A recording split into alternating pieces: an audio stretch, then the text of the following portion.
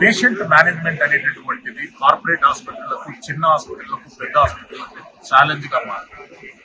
ఒకవేళ క్రిటికల్ పేషెంట్లు వాళ్ళు ఎమర్జెన్సీ వార్డుల నుండి టేకింగ్ కేర్ రూమ్లకు షిఫ్ట్ అవుతున్నప్పుడు వాళ్ళకు ఉన్నటువంటి హెల్త్ కండిషన్స్ ప్రాపర్ గా మేనేజ్ చేయడానికి మన తెలుగు కంపెనీ ఒక సాఫ్ట్వేర్ కనుక్కుంది. వంశీ గారు సాఫ్ట్వేర్ బ్యాక్గ్రౌండ్ ఉన్నటువంటి వ్యక్తి, మెడికల్ అడ్మినిస్ట్రేషన్ మీద ఎంతగానో అధ్యయనం చేసి 4-5 సంవత్సరాల పాటు ఎన్నో ప్రాక్టికల్ ఎక్స్పీరియన్సెస్ తీసుకొని వందలాది కార్పొరేట్ హాస్పిటళ్లకు ఇప్పుడు వాళ్ళ సర్వీసెస్ అందిస్తున్నారు. భవిష్యత్తులో వీళ్ళు అందించేటటువంటి సర్వీసెస్ ను ప్రభుత్వం రికగ్నైజ్ చేసి ప్రతి ప్రభుత్వ ఆసుపత్రి నుండి కార్పొరేట్ హాస్పిటల్ వరకు ఈ సేవలకి అందుబాటులో ఉంటే, ఒకవేళ ఎమర్జెన్సీ తర్వాత లేదు అంటే ఐసీయూ అటువంటి సీరియస్ కండిషన్స్ వల్ల నుండి పేషెంట్లు బయటకు వచ్చి వాళ్ళు ఎట్లా రికవర్ అవుతున్నారు అనేటటువంటిది డాక్టర్లతో పాటు ఒక యంత్రం కూడా మానిటరింగ్ చేస్తే అక్యురేట్ గా పర్ఫెక్ట్ గా ఉంటుంది అనేటటువంటి అంశంతో ఒక కొత్త ఏఐ టెక్నాలజీని వీళ్ళు కనుక్కున్నారు. అసలు ఇంపార్టెన్స్ ఏంటో చూద్దాం. సన్ రైజ్ స్టేట్ ఆంధ్రప్రదేశ్ లో ఈ కౌంటర్ ను ఎగ్జిబిట్ ను వాళ్ళు ఎగ్జిబిట్ చేస్తున్నారు. కేవలం తెలుగు వ్యక్తుల మేధస్సుతో తయారైనటువంటి టెక్నాలజీనే ప్రైమ్ 9 ఈ రోజు మీకు తీసుకురావాలని. వంశీ గారు, వెల్కమ్ టు ప్రైమ్ 9. అసలు ఏంటి టెక్నాలజీ ఏంటి?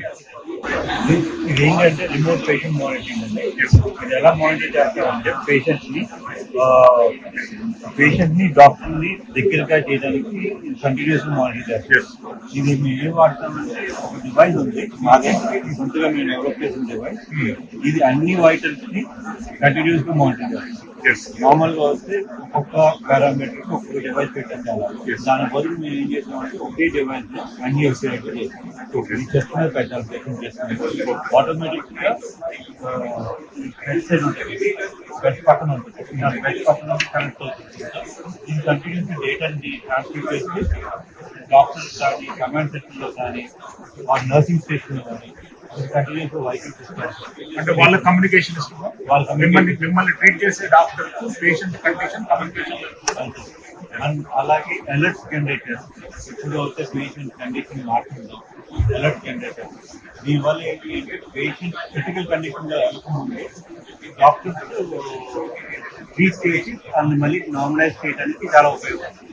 ఎందుకంటే ఇప్పుడు ఎలా ఉంటుంది అంటే హాస్పిటల్స్ లో ఐసీయూస్ లో 1:1 రేషియోలో మానిటర్ చేస్తాం.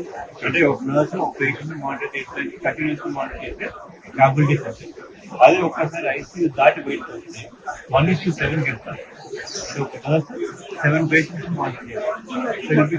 ఛాలెంజ్ వంశీ గారు, ఇది పార్ట్ ఆఫ్ హాస్పిటల్ మేనేజ్మెంట్ లేదు అంటే పేషెంట్ సొంతంగా హాస్పిటల్ మేనేజ్మెంట్ లో బాగుంటుంది, హాస్పిటల్ మానిటరింగ్ లో బాగుంటుంది. Second level of use case ఎక్కడంటే పెయిన్ పాయింట్, ఒకసారి హాస్పిటల్ నుంచి పేషెంట్ బయట డిశ్చార్జ్ అయిన తర్వాత ఫాలో అప్ ఉంటాయి కదా, 15 days ఫాలో అప్, అక్కడ కూడా ఉపయోగపడుతుంది. అలాగే హోమ్ లో కూడా ఈ డివైస్ ఈ ప్లాట్ఫామ్ పెట్టుకుంటే కంటిన్యూస్ డాక్టర్ దగ్గర డేటా అవైలబుల్.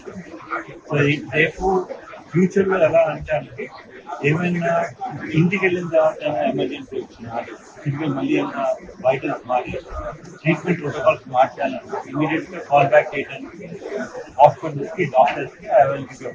అంటే మీ ఇన్వెన్షన్ కామన్ మ్యాన్ ఎట్లా కామన్ మ్యాన్ ఈ స్టేజ్ లో హాస్పిటల్స్ లో ఉంటున్నాం.